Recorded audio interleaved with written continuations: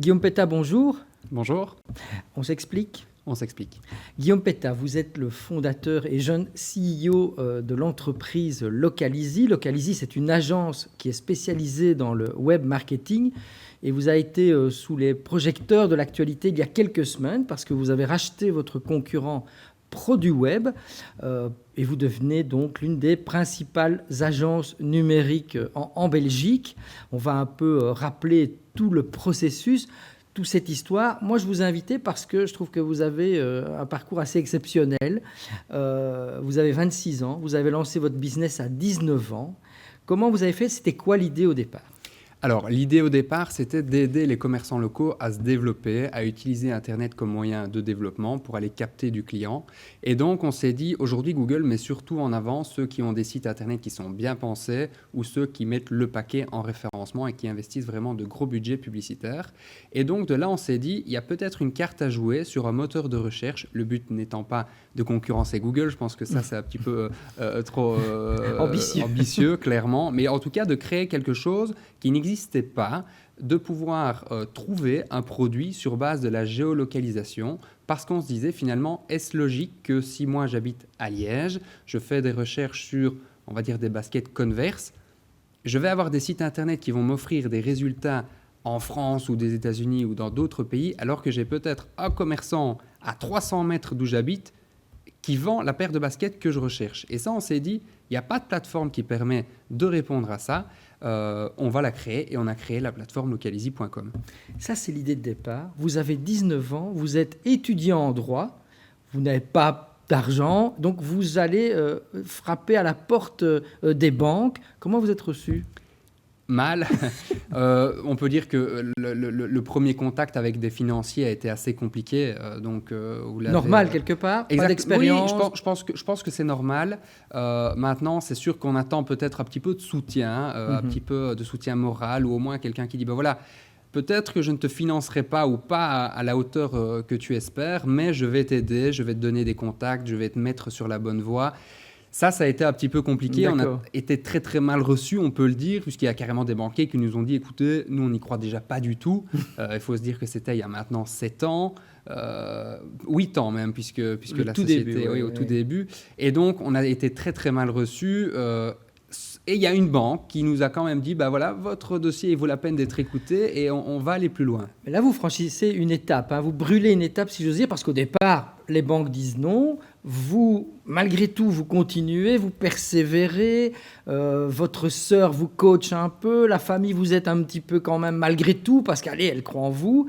Et là, vous êtes repéré par Trends Tendance, qui fait un dossier sur les 50 startups wallonnes dans lesquelles il faut investir.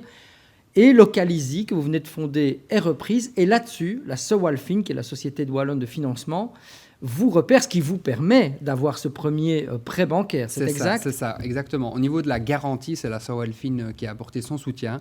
Et donc, ça, c'est grâce à Bernard Join, à l'époque, qui nous a aidés. Effectivement, le fait d'avoir eu ce titre dans le Trends nous a permis d'aller pousser un petit peu plus de portes, d'aller ouvrir plus de portes qu'au tout début.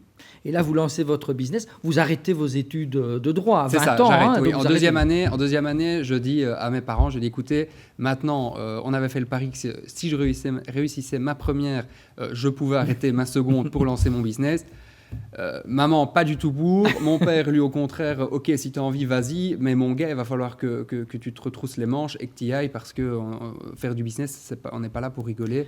Donc effectivement, il m'a clairement jeté dans le grand bain. Oui. Alors aujourd'hui, on peut dire que vous avez réussi, mais les débuts ont été quand même difficiles. Vous avez bossé comme un malade, beaucoup de sacrifices ? Beaucoup de sacrifices. Je prends souvent cet exemple. J'avais recommencé le foot. Bon, dans une division très très très très basse, on peut dire la plus mauvaise, mais bref, c'était purement pour se divertir. Et je me rappelle que le dimanche, on avait match de 9 à 11 et de 11 à heure infinie. Il y avait un petit verre, il y avait d'autres matchs la troisième journée. mi-temps. Moi, exactement, 3e, 4e, 5e mi-temps. Moi, voilà, à midi, très souvent, je partais parce que j'allais finir mon après-midi, voire mon début de soirée au bureau, tous les dimanches, et ça a été comme ça pendant plus de 2 ans. Maintenant, effectivement, les débuts sont compliqués. Quand on lance quelque chose, on doit y croire et on doit bosser. Vous êtes accroché, quoi. On doit bosser, voilà, exactement. On n'est pas là pour faire de la figuration, mettre une story sur les réseaux sociaux. C'est pas ça le business, c'est pas ça se lancer. Donc oui, c'est beaucoup de sacrifices au début, oui. Alors par rapport à votre idée de départ, donc l'idée de départ c'était un moteur de recherche pour les commerces locaux via la géolocalisation. Vous vous rendez compte que c'est pas si évident que ça et surtout lorsque vous fréquentez ces commerçants, vous vous rendez compte qu'il y a d'autres besoins, d'autres urgences, ils ne sont pas très avancés en termes de stratégie, de réseaux sociaux. Et donc là, vous changez un peu votre business model, vous vous développez plus dans le web marketing. C'est ça. Alors, depuis le début, on faisait quand même du web marketing parce qu'on avait 2-3 connaissances qui avaient des entreprises, des business pour lesquels on avait déjà fait un petit peu de campagne web marketing, notamment sur les réseaux sociaux. Mais effectivement, on a dû s'adapter parce que les commerçants qu'on rencontrait pour la plateforme localizy.com nous disaient votre concept d'être vu, etc., dans une zone plus locale, ça m'intéresse. Mais moi, en fait, j'ai un problème, c'est que ma page Facebook, je ne sais pas comment la développer. Ouais. J'ai un problème, c'est que je vends 10 marques. Si on me recherche sur Google, je suis invisible sur les 10 marques. Et de là, l'activité web marketing s'est vraiment fort développée. Non pas qu'on a voulu la mettre plus en évidence parce qu'il y avait un que besoin, l'autre, mais il y a clairement un besoin qui a été exprimé et un besoin pour lequel on a essayé d'apporter des solutions qui sont des services web marketing, le référencement, la création de sites internet et des prestations de ciblage sur les réseaux sociaux essentiellement. Et donc petit à petit, vous vous imposez, vous y arrivez et il y a quelques semaines, vous rachetez votre concurrent Produit Web. Il faut rappeler que vous n'êtes que 6 ou 7 à l'époque. Produit Web, c'est quand même une belle structure de 30 personnes qui ne fait pas exactement le même business, qui est plus dans la création de sites et dans les vidéos. Mais malgré tout, le petit David rachète le Goliath. Comment vous faites ? Comment on fait ?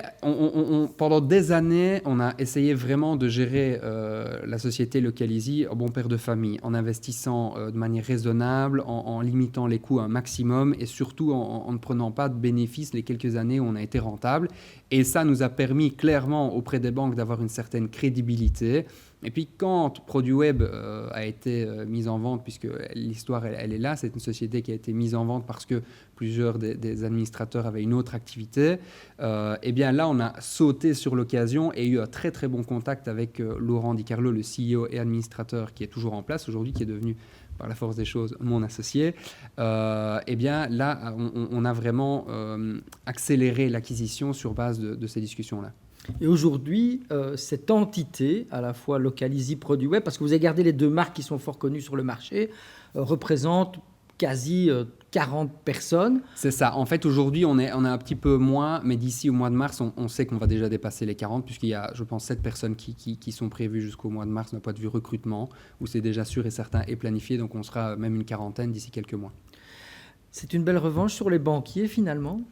Je ne sais pas si on peut appeler ça une revanche. Je dirais qu'ils n'y ont pas cru parce que le web, il y a quelques années, était différent. Que le Covid aussi a fort changé les habitudes. Pendant 3 mois, on a tous été scotchés pendant les confinements sur nos réseaux sociaux, sur notre télé, bref, sur tous les canaux digitaux et connectés. Donc, je dirais que le marché a évolué. Ce n'est pas une revanche, mais c'est sûr qu'il y a quelques années, on me disait de retourner à l'école et on me disait de continuer mes cours et qu'on ne croyait pas du tout en moi. Je ne sais pas si aujourd'hui on peut croire en moi plus ou moins, mais en tout cas, on a essayé de faire des choses et on a essayé d'avancer avec, touchons du bois, un petit peu de réussite quand même. C'est le principal défi aujourd'hui de Localizy, c'est encore la diversification. Quelles sont vos ambitions ? Alors, au niveau de la plateforme localizy.com, maintenant qu'on a des développeurs et une certaine quantité de développeurs, là, on veut vraiment redonner le coup d'accélération qu'on a voulu donner au début. Coup d'accélération qui a un petit peu quand même été ralenti par le manque de fonds, l'absence de levée de fonds. Donc ça, c'est sûr et certain. Et dans la foulée, on veut également développer toute une série de logiciels, de plateformes pour aider les entreprises à améliorer leur productivité, aider les entreprises à pouvoir économiser, éviter certains coûts, parce que là aussi, il y a une grosse demande du marché, surtout et principalement grâce au Covid. Donc, ça veut dire que vous élargissez votre spectre d'activité. L'idée, c'est quoi ? C'est de concurrencer Odoo, par exemple ? Alors, de la même manière que je l'ai dit avec Google au tout début, je pense que c'est très ambitieux. Mais par contre, je pense qu'il y a moyen d'apporter des solutions aujourd'hui qui sont toujours recherchées par nos prospects, donc commerçants, entrepreneurs, restaurateurs, que ça soit du plus petit au plus grand. Parfois, on a des clients qui ont des dizaines de magasins qui sont confrontés à des problématiques. Les petits ont les mêmes, c'est juste elles prennent des proportions moins grandes, mais finalement, gérer un business se gère plus ou moins de la même façon. Il faut soit augmenter le chiffre, soit diminuer les coûts. Dans les deux cas, il faut qu'on puisse apporter une solution. Je l'ai dit, c'est une belle success story wallonne qui démontre que quand on a l'esprit d'entreprendre, il faut le maintenir intact. Ce sera ma dernière question. Donc, si vous rencontrez demain un étudiant en droit de 19 ans qui a une idée de business et les banques lui ferment la porte au nez, qu'est-ce que vous lui dites à cet étudiant de 19 ans aujourd'hui ? Honnêtement, foncez. Foncez, pousser des portes, ne pas hésiter à passer des coups de fil, envoyer des mails, y aller au culot, envoyer des demandes sur LinkedIn. Je pense que ça, aujourd'hui, c'est ce qui est recherché. Mais moi, parfois, quand j'ai des demandes pour des stages, par exemple, quand j'ai quelqu'un qui insiste 2-3 fois, on voit que c'est quelqu'un qui a envie d'aller de l'avant. Et clairement, je dirais foncer, y croire et surtout ne pas écouter d'autres personnes, ne pas écouter les oiseaux de mauvais augure. Exactement, ouais. ceux qui vont dire que ça va être difficile. Bien sûr que ça va être difficile, mais personne n'a dit que ça allait être facile non plus. Guillaume Petta, fondateur et CEO de Localizy, merci d'être venu sur le studio de Wallonia Plus. Merci à vous. L'émission qui met en valeur l'esprit d'entreprendre. On en avait un superbe exemple aujourd'hui. À la semaine prochaine avec un autre invité.